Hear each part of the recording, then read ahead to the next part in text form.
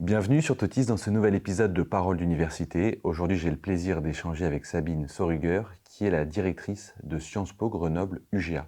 Bonjour Sabine. Bonjour. Merci d'être avec nous aujourd'hui. Merci.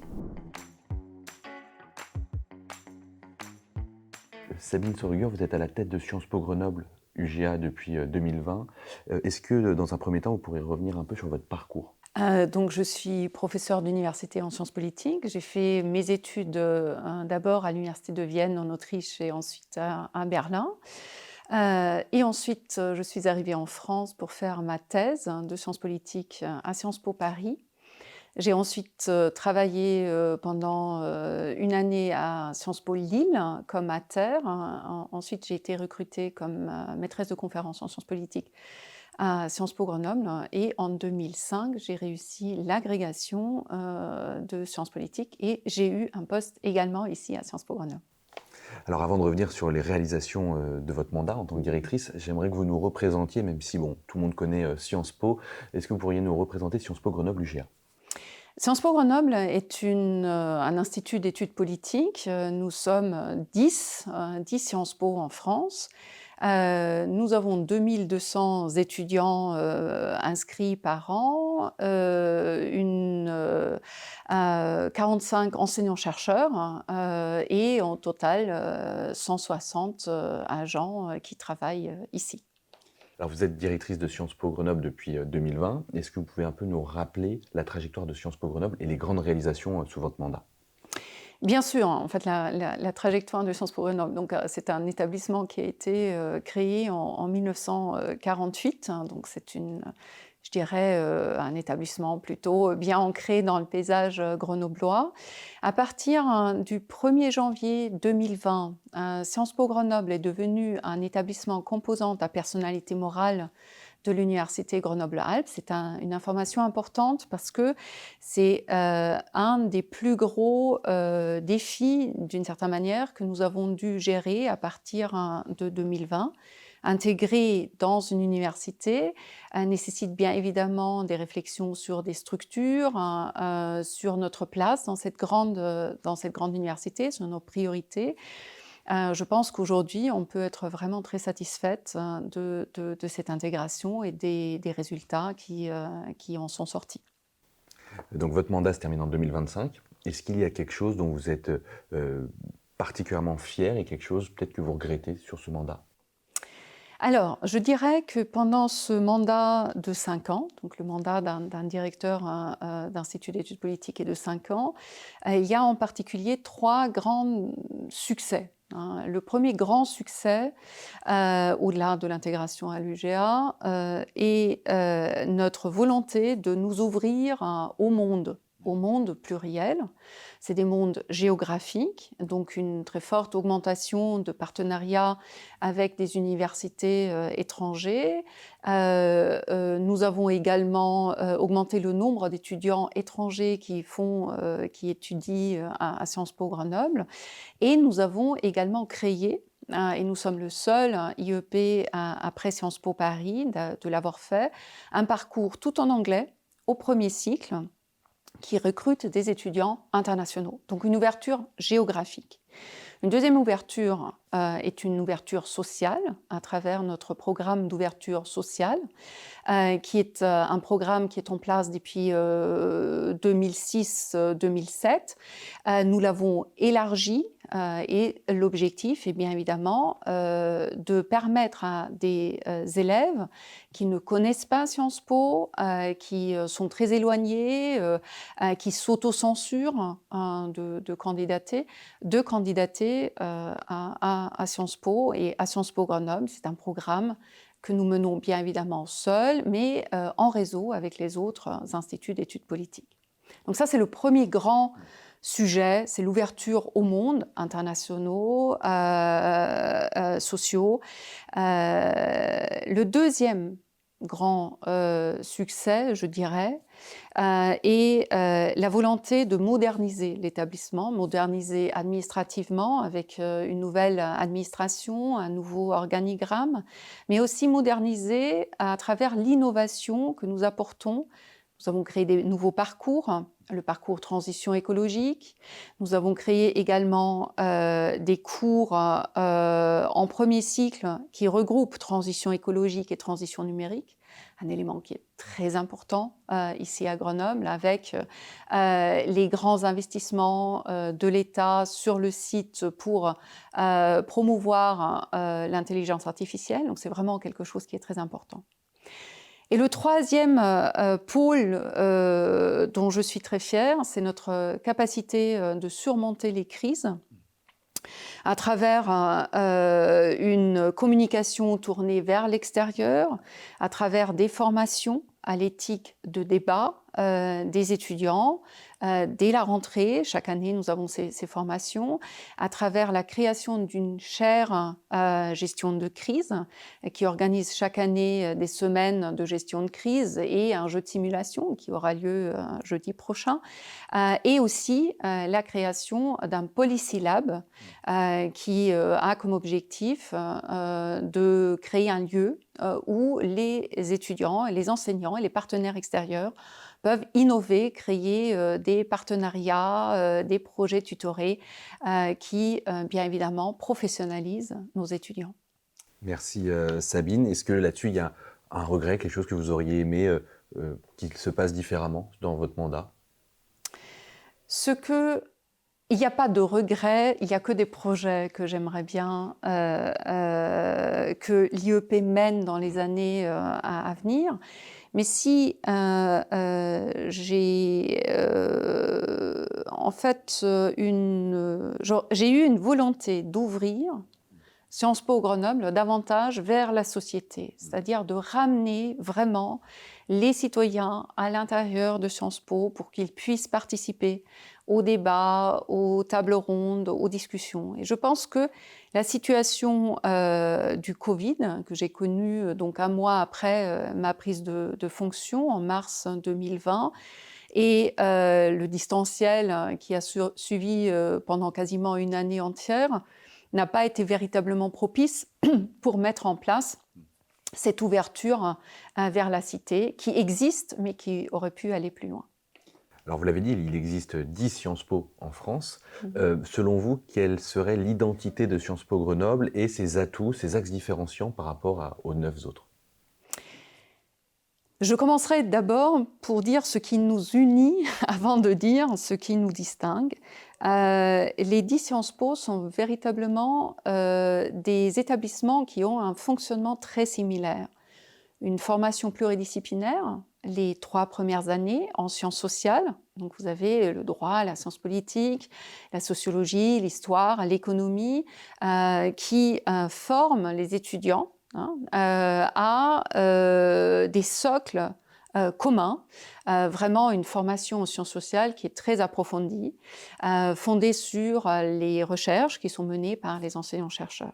Et ensuite, nous avons chaque IEP toute une série de parcours de master.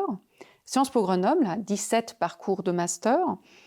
Et si je dois dire, ou si je dois nous définir, je pense qu'il y a 3 éléments qui sont distincts par rapport aux autres Sciences Po. Le premier élément est l'internationalisation. L'internationalisation qui va très loin à Sciences Po Grenoble et qui, comme je disais déjà tout à l'heure, a permis de créer un parcours tout en anglais au premier cycle, ouvert aux étudiants internationaux, mais également aux étudiants français qui souhaitent ou qui s'inscrivent dans des cours qui sont dispensés tout en anglais. Donc, internationalisation est notre premier signe distinctif. Le deuxième signe distinctif est la force de notre recherche. On a, depuis la création en 1948, des centres de recherche qui sont particulièrement reconnus au niveau national et au niveau international. Actuellement, nous sommes donc la tutelle, ensemble avec l'Université Grenoble-Alpes, du plus grand laboratoire en sciences sociales en France, ce qui bien évidemment montre en fait aussi la richesse des productions en sciences sociales que nous pouvons offrir à nos étudiants pour leur formation. Et la troisième spécificité est cette interaction entre sciences sociales et sciences dures, au sens large, Également les sciences de la vie, les sciences d'ingénierie, et qui permettent véritablement à Sciences Po Grenoble d'offrir des formations à la pointe, pluridisciplinaires à la pointe, sur, encore une fois, la transition écologique, les transitions numériques, qui sont bien évidemment très très importantes pour nos étudiants dans l'avenir.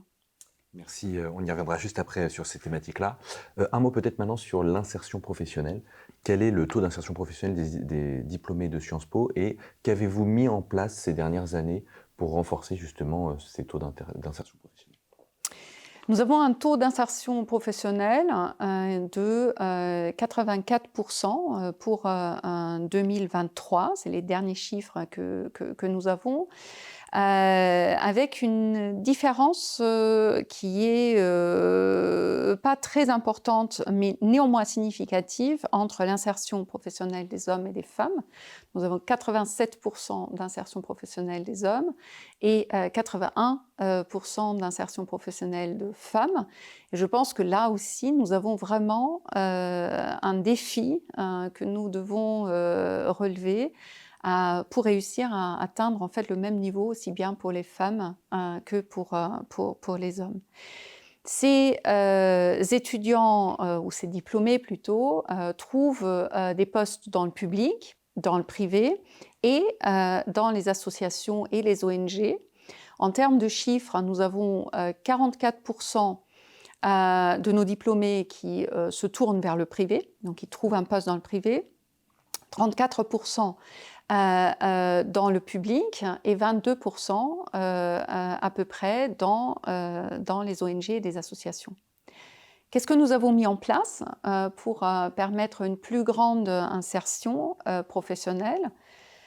Tout d'abord, le fait que tous nos masters sont des masters professionnalisants, c'est-à-dire il y a des stages à effectuer en première année de master et en deuxième année. Généralement, en deuxième année de master, nous avons des stages qui vont de 4 à 6 mois à effectuer. Deuxièmement, des interventions des professionnels dans nos parcours qui présentent leur métier, mais au-delà de leur métier, qui enseignent des cours très professionnalisants, des jeux de simulation et autres. Et ensuite, nous avons aussi un centre qui permet aux étudiants de trouver des stages, de trouver un emploi qui est très important. Et je termine en quatrième lieu. Nous avons un réseau d'alumni qui est très important. Nous avons donc une association des diplômés qui compte 15 000 membres, ce qui est vraiment très élevé, qui est particulièrement dynamique et qui permet aux étudiants de trouver aussi des stages, des postes lorsqu'ils sont diplômés. Merci beaucoup. Est-ce que vous en savez davantage sur les raisons du coup de la différence entre les hommes et les femmes ou pas? C'est sans aucun doute un reflet de la situation que nous connaissons au niveau national, rien de nouveau. La question est aussi de savoir, et là on aurait besoin de données un tout petit peu plus fines pour savoir si c'est une décision des étudiants éventuellement de poursuivre avec d'autres formations par la suite, d'autres masters par la suite. Et là, encore une fois, au-delà de ces réponses, c'est malheureusement tout ce que je peux vous dire. D'accord, merci. On va maintenant parler du sujet des finances dans les établissements publics. Les universités ont lancé un hashtag, Université en danger. Est-ce que Sciences Po Grenoble est concernée par ces baisses d'investissement? Et qu'est-ce que vous demandez? Quelle est la situation ici à Sciences Po Grenoble? Comme tous les établissements d'enseignement supérieur et de recherche, Sciences Po Grenoble est affectée par cette baisse de la subvention publique. Nous venons en être informés. Il y a une baisse de presque 5% pour l'année prochaine. Donc oui, nous sommes également impactés comme tous les autres établissements. En revanche, en général, la situation financière de Sciences Po Grenoble est très solide, très saine. Nous avons beaucoup travaillé depuis une dizaine d'années pour atteindre ce niveau solide. Aujourd'hui, une des plus grandes difficultés que nous avons le fait de ne pas pouvoir augmenter notre plafond d'emploi. Nous sommes un établissement, comme tous les autres Sciences Po, non RCE, c'est-à-dire nous n'avons pas les responsabilités, les compétences élargies qu'ont les universités. Et d'une certaine manière, bien évidemment, ça nous protège, mais d'autre côté, ça ne nous permet pas de faire face aux demandes de plus en plus importantes de notre tutelle, de prendre en charge toute une série de politiques publiques, comme par exemple la responsabilité sociale et environnementale avec le schéma directeur responsabilité environnementale, comme la lutte contre les violences sexistes et sexuelles, comme par exemple le portage d'un programme d'ouverture sociale.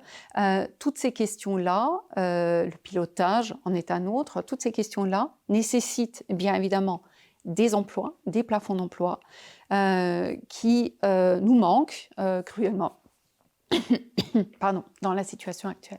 Est-ce qu'il y aura des répercussions du coup sur cette baisse de 5%? C'est une information que nous avons reçue vendredi dernier. C'est certainement une réflexion que nous allons mener dans les semaines à venir. On va maintenant parler de la réforme du bac. Je voulais savoir dans quelle mesure cela avait impacté les candidatures, si vous aviez pu élargir les profils qui rentraient à Sciences Po Grenoble, et ce que vous pensiez aussi de cette réforme du bac au sein des élèves entrants. Ce qui a vraiment changé notre manière de travailler est la création de Parcoursup. Qui nous a permis d'avoir une réforme, de mettre en place une réforme de notre concours d'entrée qui se passe en 2 temps. Pour l'admissibilité, nous avons donc un algorithme et c'est fondé sur les notes de contrôle continu et s'il s'agit de Bac+1, donc du bac. Je vais revenir sur ce point-là. Et une deuxième phase qui est celle de l'admission et qui est fondée, elle, sur un grand oral, fondé sur un dossier que nous constituons, qui représente très très bien les disciplines qui sont enseignées à Sciences Po Grenoble. Donc la question est de savoir, est-ce que la réforme du bac a changé les étudiants qui postulent? La réponse est que ça a très peu changé les profils qui viennent chez nous. C'est des étudiants qui généralement ont un profil histoire géo, sciences politiques, géopolitique. En revanche, ce que nous constatons aujourd'hui, ce que nous constatons depuis quelques années, c'est que le niveau de maths des élèves qui nous rejoignent est très faible.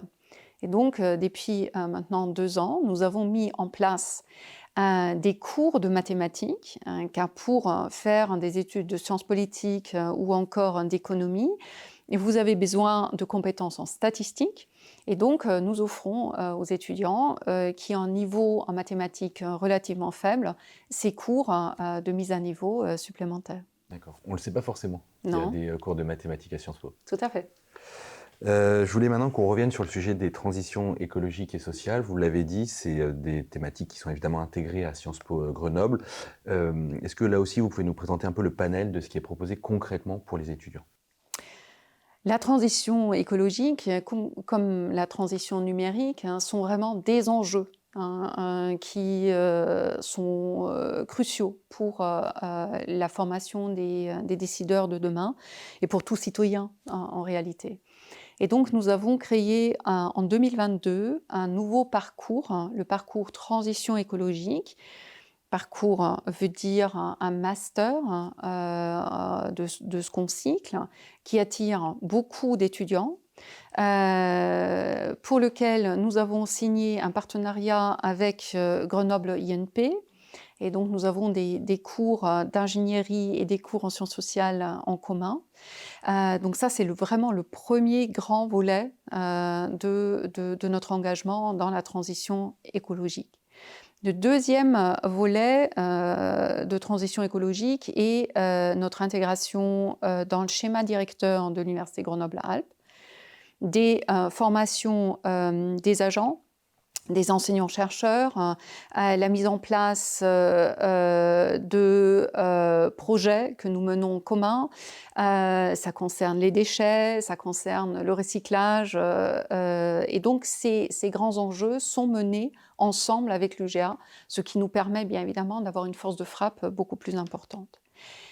Et enfin, le troisième élément dans la transition écologique, ou dans notre formation de transition écologique, est notre signature de l'accord de Grenoble en 2022, également, en novembre 2022, qui nous impose toute une série d'obligations, comme par exemple former les étudiants non pas seulement en master, mais également en premier cycle.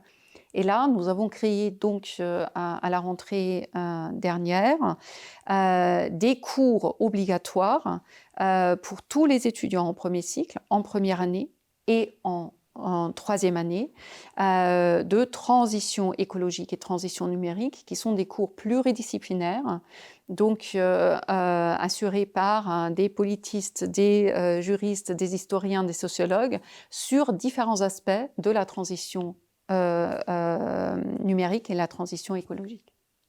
On va maintenant parler d'ouverture sociale.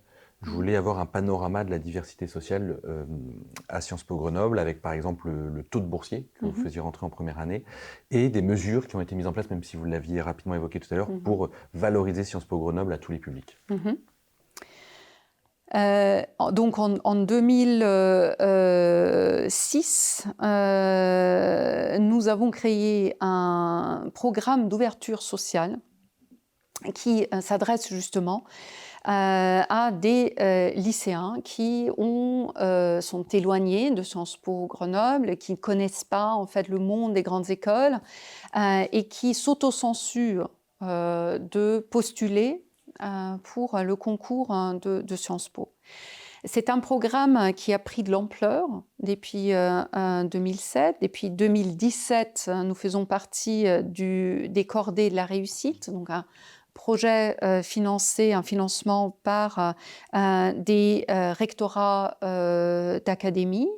Et nous avons des partenariats avec une trentaine de lycées et de collèges dans lesquels vont les enseignants-chercheurs pour présenter Sciences Po Grenoble, mais aussi pour mener des projets, des programmes avec ces lycées, avec ces lycéens, avec leurs professeurs. Par exemple, un de ces projets est la préparation à l'oral, grand oral de l'entrée. Un deuxième projet, c'est le prix de la photo politique de chaque année. Et un troisième projet, c'est des tutorats entre des étudiants de Sciences Po et des élèves de ces lycées pour les préparer à entrer à Sciences Po. Ce qui est très important et que j'aimerais bien souligner ici, c'est que même si nous faisons en fait ce programme pour accompagner les étudiants pour entrer à Sciences Po, il s'agit en réalité d'un service public un peu plus large. Parce que même lorsque les étudiants décident à la dernière minute de ne pas postuler à Sciences Po Grenoble, ils peuvent postuler à d'autres Sciences Po, ou ils peuvent postuler pour des grandes écoles en général. Et donc là, c'est vraiment un travail que nous menons et qui est très large et qui n'est pas seulement focalisé sur Sciences Po Grenoble, tout comme les autres IEP qui ont les mêmes programmes, qui ne s'appellent pas de la même façon. Et d'ailleurs, nous avons eu au début de cette année 2024 une grande réunion à Paris avec plus de 160 élèves qui ont été sélectionnés par les 10 Sciences Po pour réfléchir ensemble pendant 2 jours au Sénat sur la République qu'ils pourraient imaginer dans l'avenir. Et sur le taux du coup de boursiers en première année, vous l'avez ? Nous avons un taux de boursiers très élevé à Sciences Po Grenoble. Nous avons en moyenne 38% de boursiers par an et ça peut fluctuer entre 30 et 40, 42% par an. Merci. On va maintenant parler de la liberté d'expression dans les Sciences Po et plus précisément à Sciences Po Grenoble.